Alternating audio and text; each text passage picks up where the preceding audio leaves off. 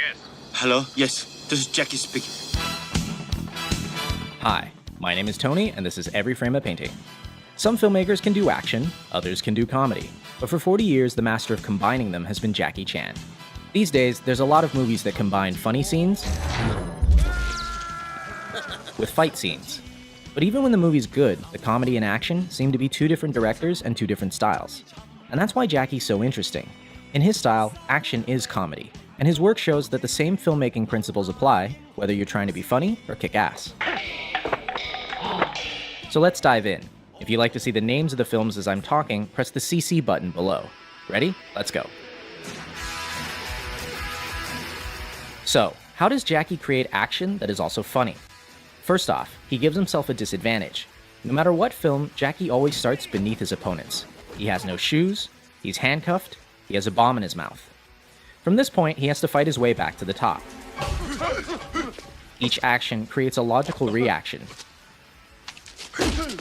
And by following the logic, we get a joke. In movies, this comedic style goes back to the silent clowns like Chaplin, Lloyd, and Keaton. But I think Jackie has distilled it down to one line of dialogue. Please! I said I don't want trouble! Because he's the underdog, Jackie has to get creative, which brings us to point number 2. He uses anything around him. This is the most famous aspect of his style. Take something familiar, do something unfamiliar.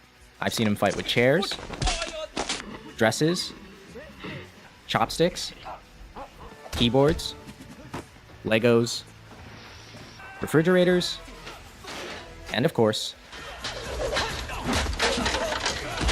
not only does this make each fight organic and grounded, it also gives us jokes that couldn't happen anywhere else. Number 3, Jackie likes clarity. He doesn't do dark scenes where everything is color-corrected blue. If his opponent wears black, he wears white. And if his opponent's in white, then he's styling. His framing is so clear that in every shot, he's setting up the next bit of action. Here, even though we're watching the stuntman, 2/3 of the frame is the staircase. A few seconds later, we see why.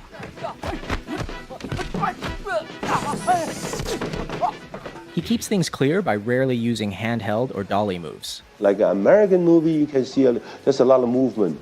When the camera angle movement, that means the actor, they don't know how to fight. In slow motion, you can see how the camera operator swings around to make the hits seem more violent. But since Jackie can fight,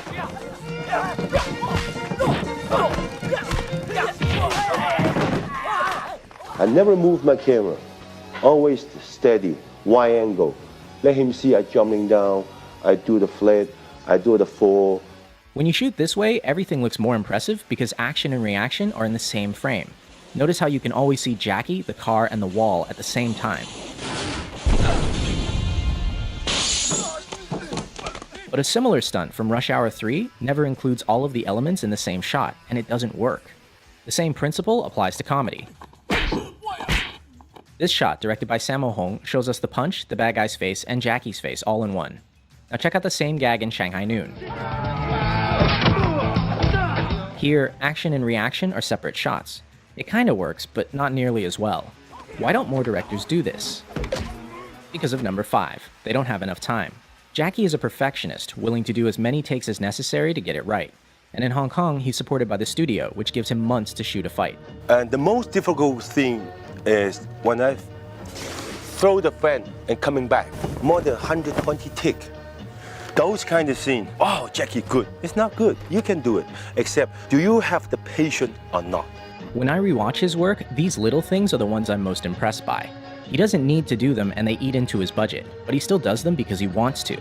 And it's that going above and beyond that I respect and admire. But in America, they don't allow you to do that, because the money just poof, poof, poof, poof. And his American work is missing something else. And there's a rhythm also into the way that the shots are performed and also the way they're edited. And Jackie said something very interesting that, that the audience don't know the rhythm's there until it's not there. Jackie's fight scenes have a distinct musical rhythm, a timing he works out on set with the performers. Ready, action, stay where you are. Stay where you are, don't chase me. Boom, boom. Then, boom, see? Everybody looks good. Even experienced martial artists have trouble with it. In his earliest films, you see him learning the timing from Yuan Heping, and it's very much like Chinese opera. But by the mid-80s, working with his own stunt team, he had something totally unique. In America, many directors and editors don't understand this timing, and they ruin it by cutting on every single hit. But in Hong Kong, directors hold their shots long enough for the audience to feel the rhythm.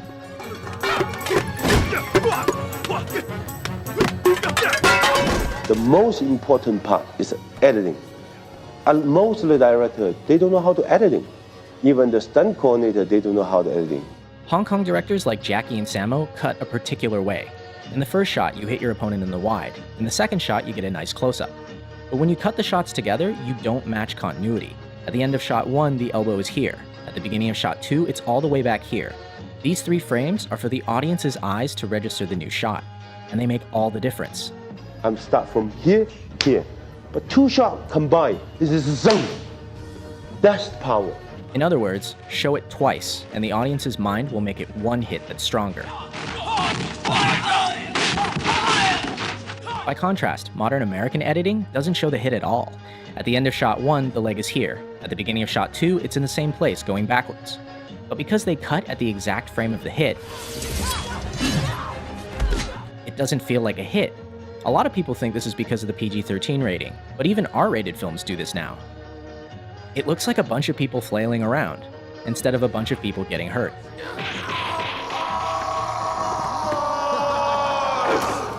Ouch. Which brings us to number 8, pain. Unlike a lot of action stars who try to look invincible, Jackie gets hurt. A lot. Half the fun of his work is that not only are the stunts impressive,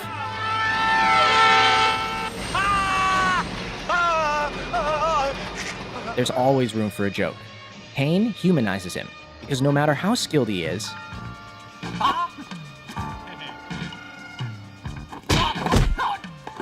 he still gets smacked in the face. In fact, Jackie's face may actually be his greatest asset. Many times the look he gives is all it takes to sell a joke, like when he does an entire fight holding a chicken. Or dressed as Chun-Li. And last, Jackie's style always ends with a real payoff for the audience. By fighting his way from the bottom, he earns the right to a spectacular finish.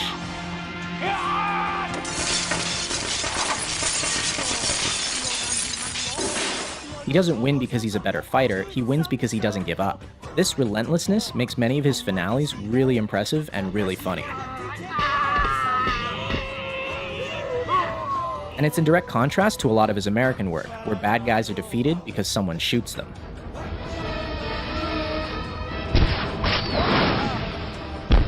Come on! But most of all, I think Jackie's style proves something. Action and comedy aren't that different. In both genres, we want to see our best performers. And I think a lot of modern action directors are failing completely. These actors are skilled artists, some of the best in the world. Why are the directors so unskilled? Why am I paying money to not see the action? Whatever you do the best you can, because the film live forever. No, because you know that they're raining and the actor don't have time. I said, would you go to every theater to tell the audience? No, the audience see on the theater, good movie, bad movie, that's all. Exactly. This work will last. And on that note, I leave you with the greatest death scene in film history.